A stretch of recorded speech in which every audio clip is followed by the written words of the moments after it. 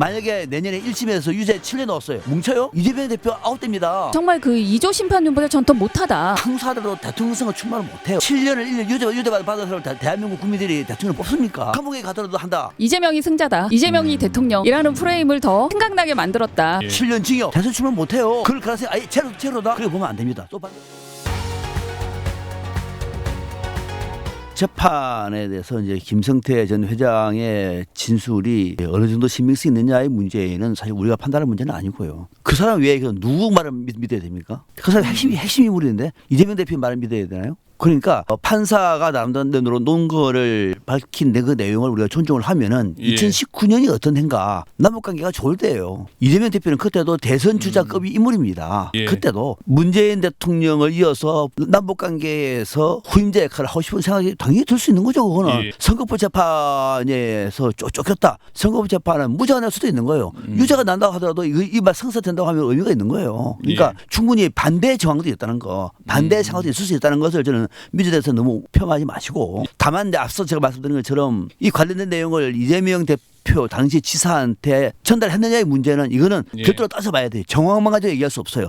저는 했을 수도 있고 안 했을 수도 있다는데, 일단 1심에서는 다른 내용에서는 쌍방울이 대북 사업과 관련해서는 주가 조작령이라고 얘기를 하지 않았습니까? 그 내용이 저는 중요한 것 같아요. 그래서 보고하지 않을 수도 있지만은 그거는 다퉈볼 문제지, 또 한 사람 말만 듣고서는 우리가 여기서 쉽게 얘기할 성격은 아니다. 이화영 전 부지사의 이 점 유죄 판결 얘기는 여기까지 하기로 하고요. 지금 이재명 대표가 어쨌거나 지금 기소가 된 상황 아니겠습니까? 또 기소가 됐는데요. 앞으로 향후 정치판 판세 변화 일단 한번 짚고 계속 얘기를 나눠보도록 하겠습니다. 지금 1심의 결과로 더군다나 이재명 당대표가 기소가 되었기 때문에 유죄 판결을 받을 가능성이 있다라고 또 몇몇 언론에서는 오늘 또 보도를 하더라고요. 정말 유죄를 받을지 무죄를 받을 수도 있죠. 이 부분은 우리가 정확히 지금 판사가 아닌 입장에서, 재판부가 아닌 입장에서 판결하기는 어렵지만, 아마도 이재명 당대표 중심의 민주당은 훨씬 더 구심력은 강해질 거다. 저는 그렇게 봅니다. 이번 한 주의 행보를 봐도 그래요. 6월 10일 이후의 행보를 봐도 민주당이 어쨌든 거대 야당으로서 21대보다 더 강한 야당의 모습을 지금 보여주고 있는 건 맞거든요. 근데 거기에 국민들이 물론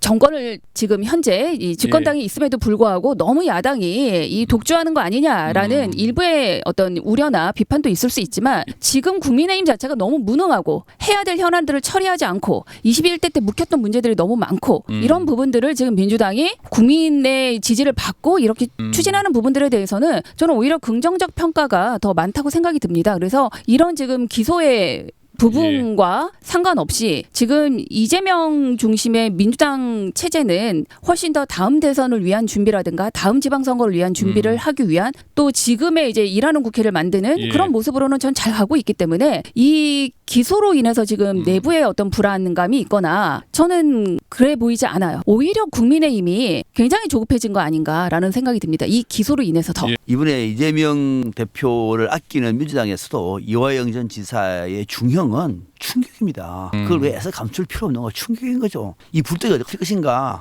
전전 긍긍할 수밖에 없는 것이고, 이게 정치권의 얘기라고 하면은 민주당에서 주도할 수 있지만은 사법부까지 움직일 수 없어요. 안 됩니다. 그거는. 자, 그런 상황 속에서 민주당도 앞으로 사태 추이를 촉각을 고노자고 지켜볼 수밖에 없는 것이고, 핵심 이제 앞으로 관전 포인트는 그겁니다. 언제 판결하느냐 중요한 거예요. 내년에 날 수도 있고 내후년에 날 수도 있고, 이것도 저도 알 수 없어요. 대선 끝나고 난 다음에 한동훈 얘기처럼 대통령 됐는데 그때 재판을 하자 이렇게 할 수도 있는 것이고, 알 수 없기 때문에 이 추이가 민주당한테도 중요하지 않습니까? 더 잘 됐다라고 얘기하는 건 저는 이거는 아닌 것 같고, 또 하나는 재판이 지금 서울중앙지구에서 3개, 수원에서 1개 줄줄이 됐습니다. 유죄는 저는 피할 수 없을 것 같아요. 유죄도 어떤 유죄냐? 벌금 100만 원?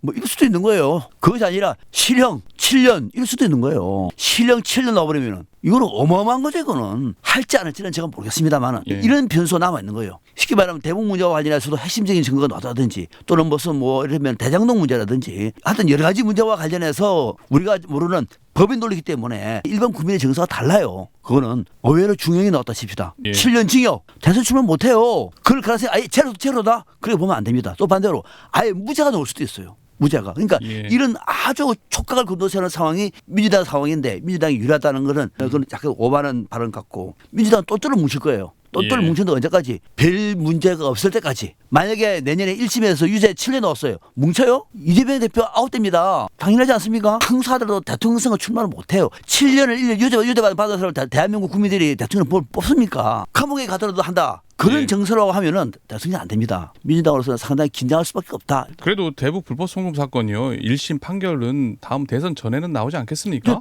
이건 당연히 나오죠. 그러니까 대정도 문제는 좀 시간이 걸릴 것 같고 예. 이런 문제는 일찍 나올 것 같은데 언제쯤 나올 거냐고 질문하시면 저는 그건지 모르겠어요. 어차피 이 한동훈의 이번 이 헌법 이슈는 결국 이재명의 승자, 이재명이 승자다. 이재명이 대통령.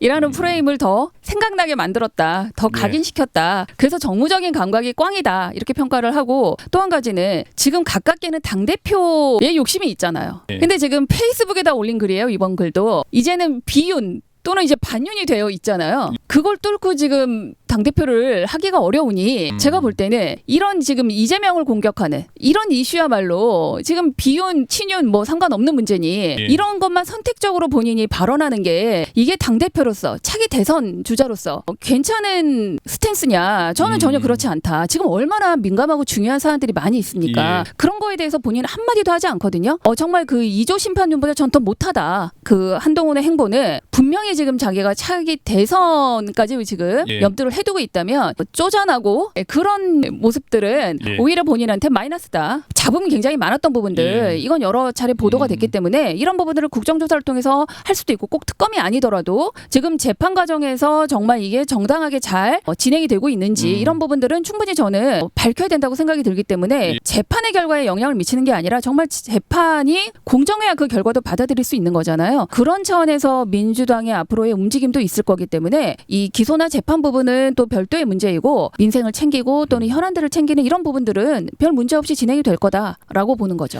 만약에 이재명 대표가 3년 안에 어떤 재판이든 결론이 나겠죠. 그죠? 1심에서 중형 유죄가 나왔다 칩시다. 예. 7년 징역형인데 그런 사람이 만약에 대선 후보에 나오면은 대통령이 될까요? 저는 안 된다고 봅니다. 이 역풍이 간단한 역풍이 아니에요. 이재명 대표에 대한 어떤 피로감, 비윤리적인 어떤 그 행보에 대한 어떤 거부감이 클 수가 있고요. 새로운 인물들이 나올 수 있어요. 이거를 민주당 안에서도 준비를 해야 됩니다. 우리 국민들은 징역 7년을 예를 들어서 7년 5년을 받은 대선 주자한테 표 안 줍니다. 국민들을 그렇게 가볍게 보지 않았으면 민주당 전체한테 드리고 싶은 말씀입니다. 이게 적절한 예인지는 모르겠지만 조국 혁신당 조국과 이재명 대표가 지난 총선에서 사법 리스크가 계속 따라다녔거든요. 그걸 국민들이 모르고 지지해 준 게 아니에요. 그런 돌풍이 있었던 건 이 현 정부의 무능함, 불통 무능함 이것보다는 아직 확인되지 않은 그리고 아직 재판 과정에 있는 그리고 2심에 2년 선고를 받았잖아요. 조국 대표도. 예. 그럼에도 불구하고 국민들이 선택을 받았어요. 1심에 이랬지만 2심에 정말 무죄가 나올 수도 있어요. 이화영 전 부지사도 그런 사례들은 여러 차례 있었기 때문에 저는 이재명 당대표의 이 사법 리스크가 지금은 검찰과 이 재판부에 정말 공정한 과정 또는